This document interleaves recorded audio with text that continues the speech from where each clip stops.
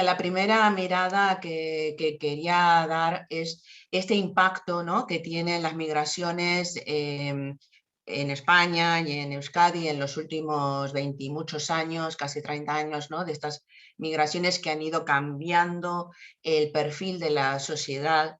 Y, y también comenté en su momento que este proceso bueno, donde hay una población de casi 7 millones de personas en España, ¿no?, que convivimos, que estamos aquí, que construimos sociedad y demás, todavía falta, ¿no? Falta un poco este asumir por parte de la sociedad ese rasgo de diversidad, ¿no? Esto todavía tenemos que seguir trabajando en ello. Y elegí esta foto que os pongo aquí porque esta es una experiencia que a lo mejor algunos conocéis, pero hay gente que es de otras zonas.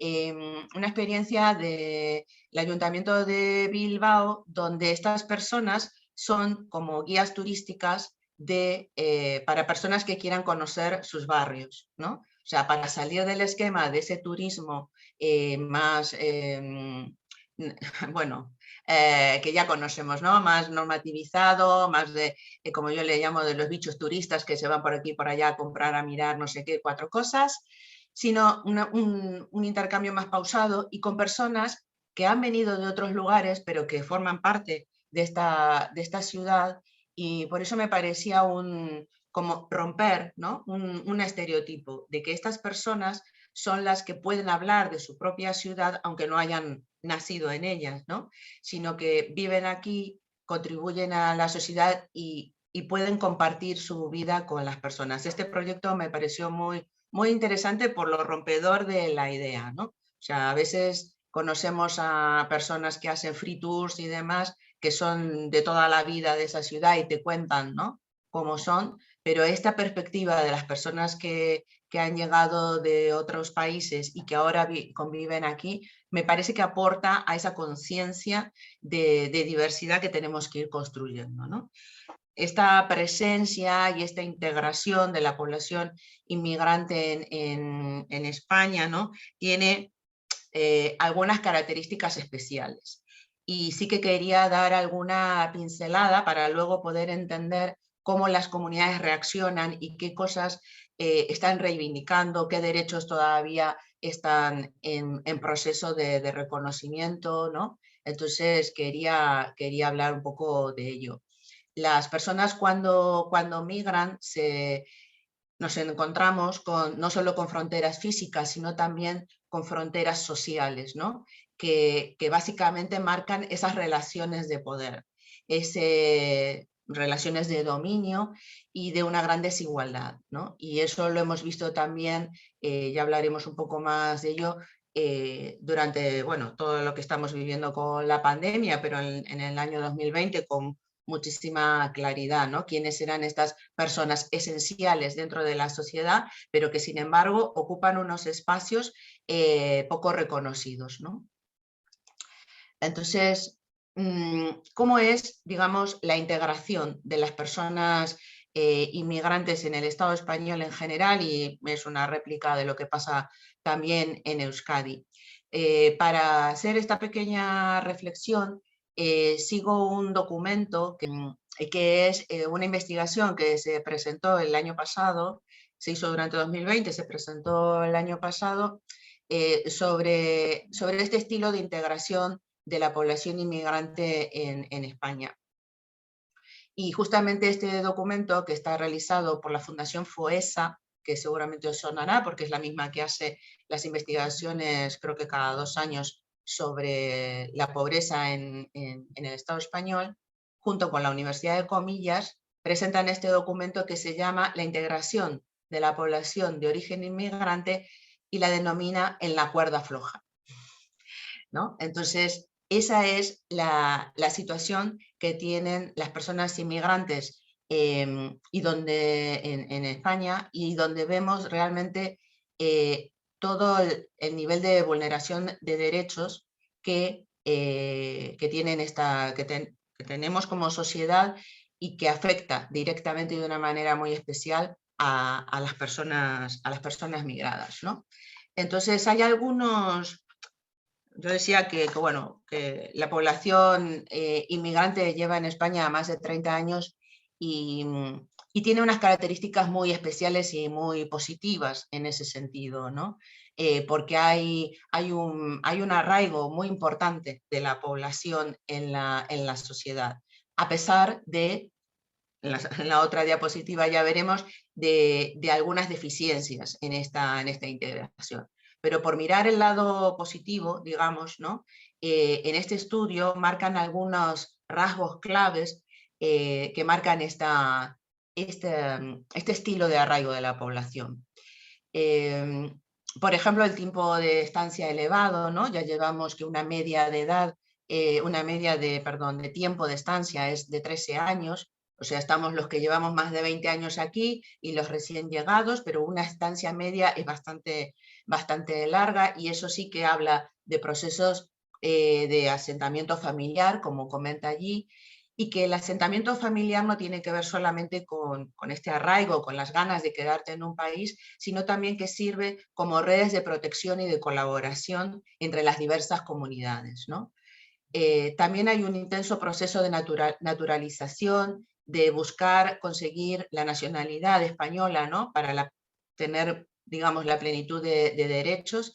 Ya sabéis que en ese sentido el colectivo latinoamericano es el más importante dentro de España, y son los que tenemos más facilidad para poder adquirir la nacionalización, ¿no? La ciudadanía. Otras comunidades tienen más de 10 años para poder hacer este arraigo formal, digamos, ¿no? Luego otro rasgo clave es el tema del idioma, y también los proyectos vitales orientados a la permanencia, ¿no? Las reagrupaciones familiares, el poder tener, por ejemplo, matrimonios mixtos, matrimonios que empiezan a tener hijos y arraigarse aquí en la sociedad, o sea, claves que nos van diciendo que aunque todavía se hable del fenómeno de la inmigración, esto ya es absolutamente estructural, ¿no? Y el contacto con la población nativa. Nos conectamos en los barrios, nos conectamos en los colegios, más allá de que se quiera hablar en algunos lugares de segregación. Sin embargo, el contacto y la interrelación es muchísima dentro de nuestra sociedad. Y también una alta percepción subjetiva de pertenencia. Es decir, las personas migrantes se sienten parte de la sociedad, a pesar de algunos perfiles, espero que se vea bien, sí se ve bien, que tienen que ver con la integración sociolaboral de las personas migrantes. Y ahí sí que vemos algunas deficiencias y algunas carencias que tienen que ver con estos derechos básicos, como puede ser la educación, el trabajo, la salud, pero también con otro tipo de derechos, ¿no? De segunda, tercera generación. La mayoría pone aquí que no tiene un empleo a tiempo completo y contrato indefinido. Jaja, me diréis. La comunidad, la población española también tiene este problema, ¿verdad? Pues ahí tenemos uno de los retos y los desafíos, porque dentro de la escala sociolaboral encontramos que las personas migrantes están en la escala más baja de la inserción laboral. Y es ahí donde puede haber fricciones, ¿no? Y incomodidades con otras personas nativas que están pasando por las mismas situaciones.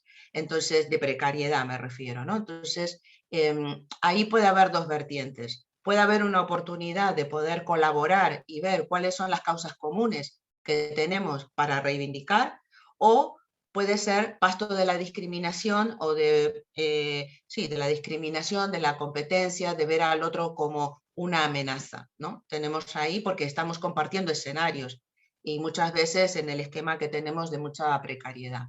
Como por ejemplo esto que ponemos, los trabajadores tienen contratos temporales, aceptan contratos no deseados y horas extras no pagadas, el empleo informal permanece aunque tengan permisos de trabajo, los salarios son bajos y sobre todo hay un alto nivel de desempleo.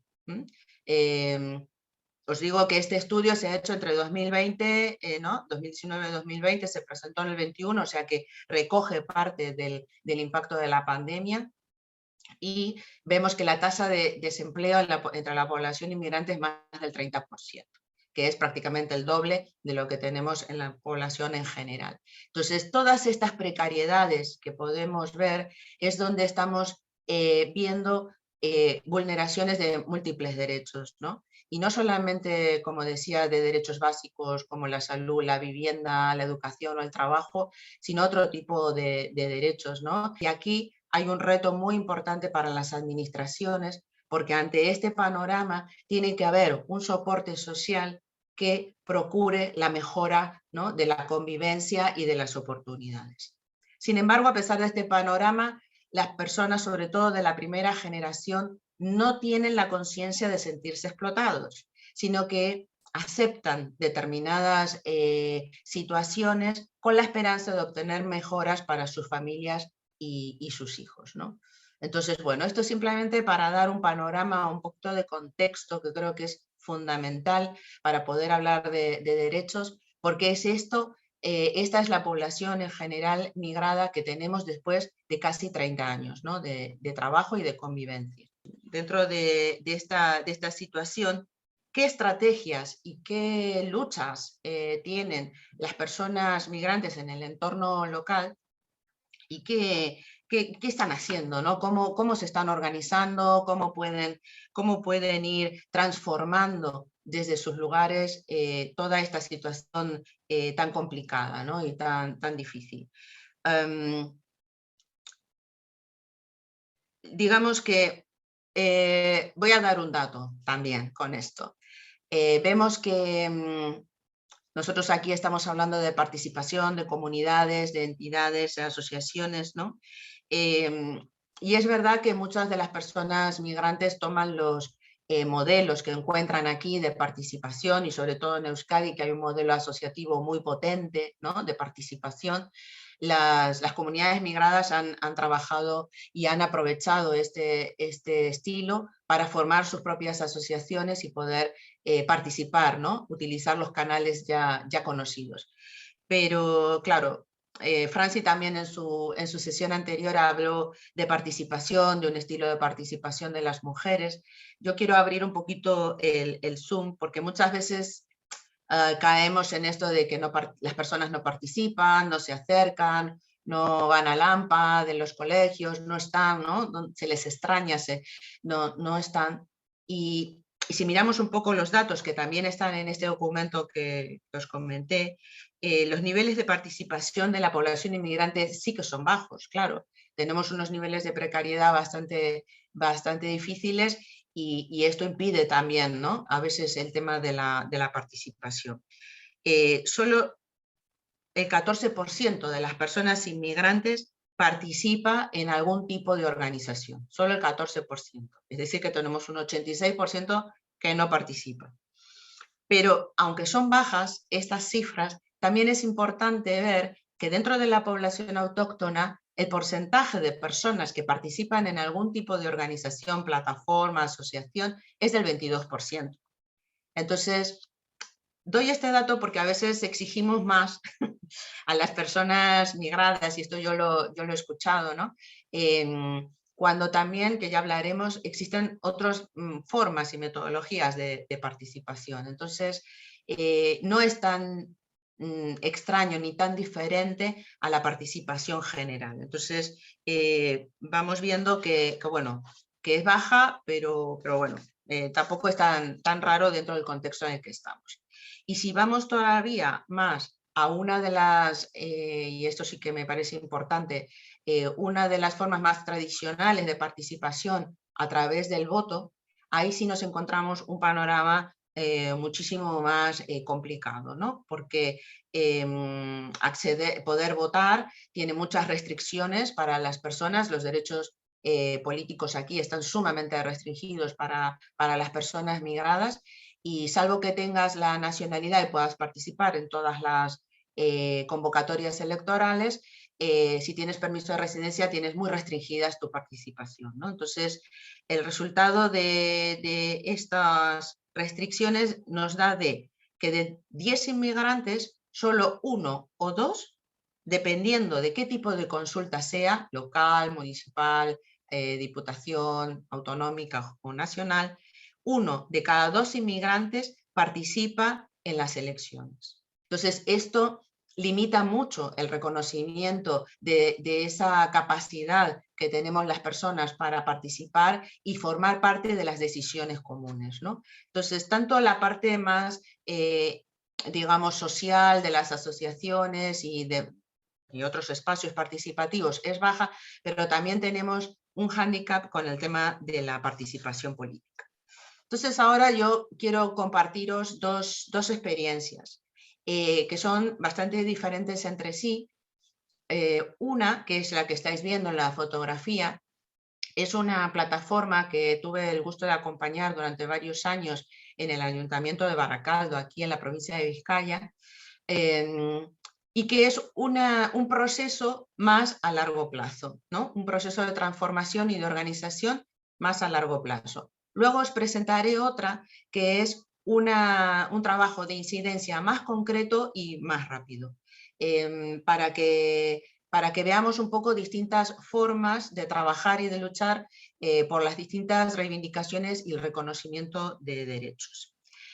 Esta es que ahora es la Federación de Asociaciones de Inmigrantes de Baracaldo, que nació como una plataforma hace más de 10 años y fue un proceso muy bonito de construcción, ¿no? La iniciativa no parte de las asociaciones, sino que parte del ayuntamiento para poder convocar a un tejido asociativo muy disperso y pequeño, ¿no? Y bastante frágil, para ver si juntas podían mejorar esas relaciones y esa visibilidad, ¿no? Y transformarse en un actor social con más fuerza.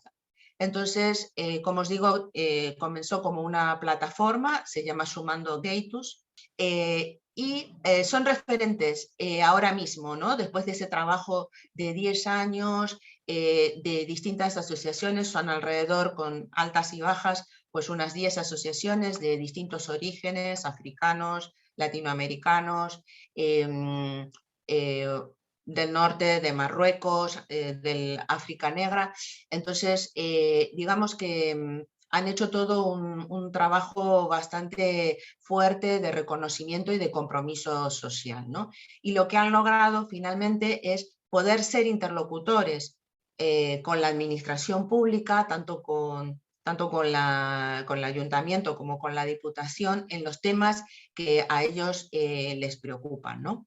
Y entonces han tenido una primera etapa donde era el trabajo de empezar a participar en distintos espacios municipales, entró por lo festivo, ¿no? Entonces, ¿dónde empiezan a participar? Pues en las fiestas del pueblo, y esto es lo más amable, ¿no? Lo que les va dando experiencia de organización, de liderazgos, de cómo podemos ir acompañando todo este proceso, y a partir de ahí, luego ya con los años va surgiendo otro tipo de búsqueda, ¿no? de reivindicaciones y de cumplimiento de derechos. Entonces, en el año 2020, en medio de la pandemia y contra viento y marea, hicieron esta sistematización de su trabajo, con una reflexión bastante interesante, donde ellos ya empiezan a ver otra instancia, más allá de la convivencia, de ser interlocutores para algunas cuestiones,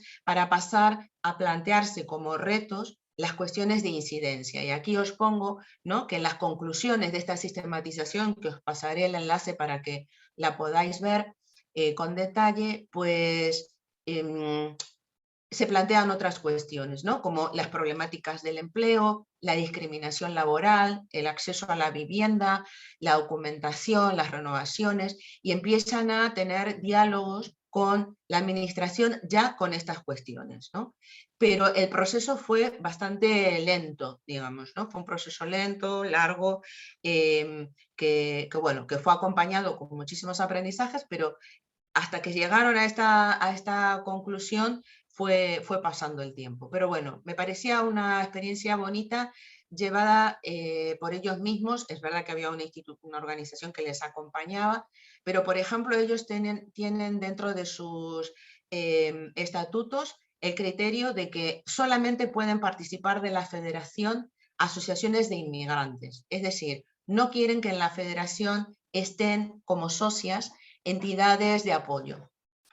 Simplemente estas pueden estar como colaboradoras, ¿no? Y participan en alguna de las asambleas o cuando se organizan espacios más amplios.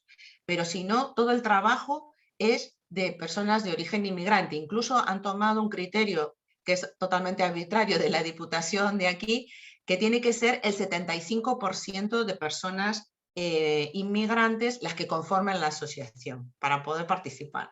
Es decir, quieren cuidar, ¿no?, ese aspecto deliberativo y de poner en común sus preocupaciones sin muchas interferencias, sino que sea realmente un diálogo entre pares y que esto les vaya ayudando a la reflexión y al compromiso, ¿no? Entonces, bueno, todo este tipo de decisiones que han ido tomando y demás, realmente les han convertido en un referente para las administraciones y para otras asociaciones que quieren incorporarse.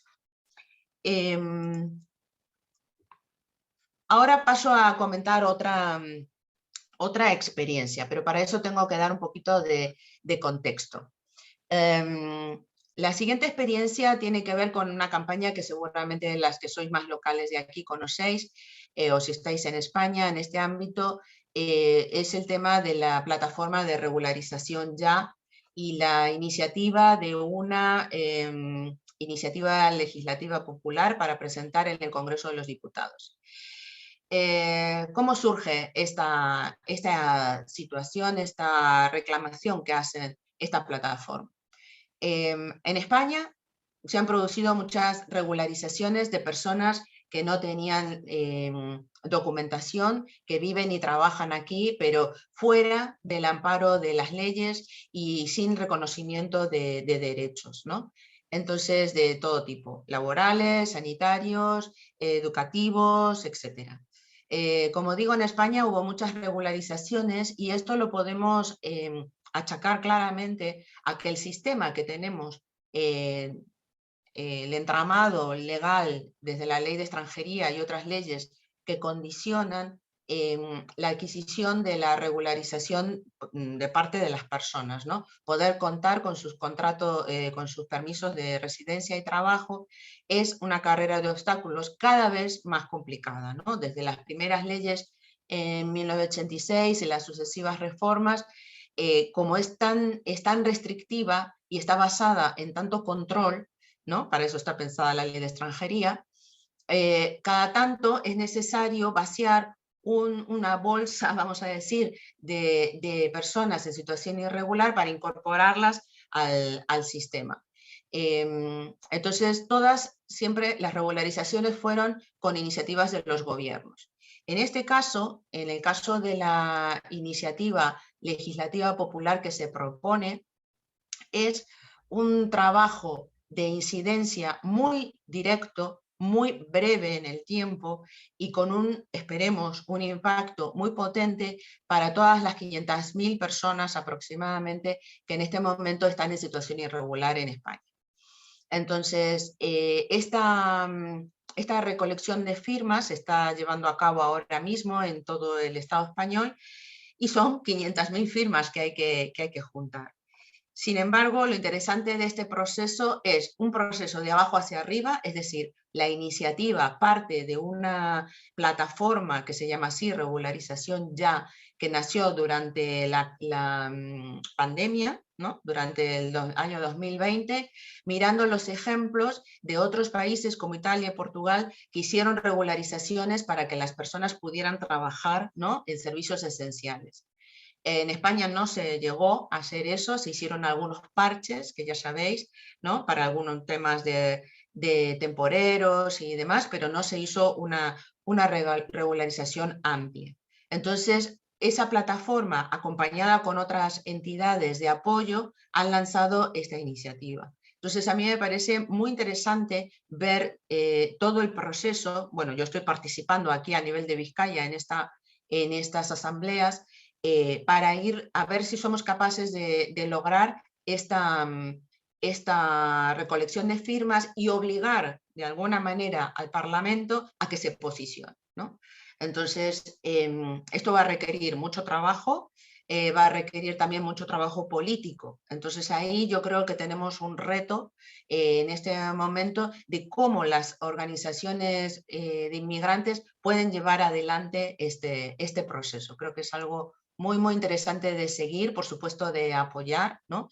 Y que marca como esto es lo que yo quería marcar, como dos ritmos, ¿no? de trabajo, como puede ser lo de la federación, más a largo plazo, más acompañado, más pausado, ¿no? En un entorno local pequeño, como puede ser un ayuntamiento, aunque bueno, Baracaldo es un ayuntamiento importante dentro de la provincia, y otros movimientos que pueden ser más rápidos, de incidencia más directa y que necesariamente tienen que conectar con la población autóctona, porque las personas que pueden firmar tienen que tener DNI español y ser mayores de 18 años. Entonces tiene que haber una relación directa con las personas autóctonas para que apoyen esta iniciativa. Entonces creo que es una cuestión muy, muy interesante. ¿Tenemos ganas de compartir algo? Me ha venido una iniciativa que no tiene igual una relación directa, pero me ha venido el movimiento de Gure Esku Dago, ¿no? A favor del derecho de decisión aquí en Euskal Herria. Y bueno, sí puede tener igual bueno, unos elementos comunes, ¿no? Y a la vez, pues bueno, desde lo local y desde los pueblos, al final pues se ha expandido y además en el tiempo también tiene una duración, ¿no? Bueno, no sé, me ha venido, me ha venido Claro. esto. Eso es. Son ejemplos de participación desde abajo, ¿no? O sea, así que ese ejemplo es muy válido, ¿no? Porque es el poder poner en agenda determinadas reivindicaciones, ¿no? Que absolutamente legítimas, pero que, bueno, que a lo largo del tiempo es ir también creando conciencia, ¿no? En este camino, que es el tema de la participación y de la convivencia, ¿no? Entre todas.